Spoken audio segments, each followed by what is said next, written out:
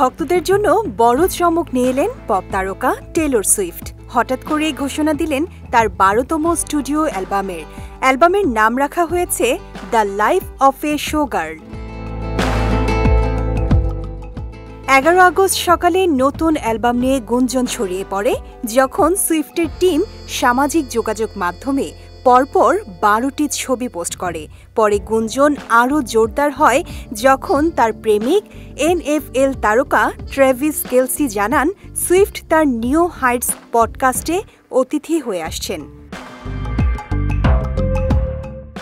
অবশেষে কেলসির পডকাস্টের একটি ক্লিপের মাধ্যমে অ্যালবামের নাম ঘোষণা করা হয় এবং সঙ্গে সঙ্গে সুইফটের ওয়েবসাইটে প্রি অর্ডারের সুযোগ উন্মুক্ত হয়, যদিও এখনও প্রকাশের তারিখ জানানো হয়নি।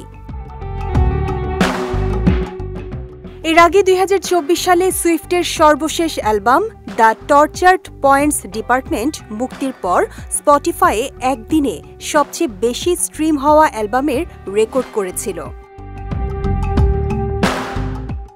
2024 সালে বিশ্বজুড়ে আলোড়ন তোলা দ্য ইরাস ট্যুর শেষে গানে বিরতি নিয়েছিলেন টেলর সুইফট।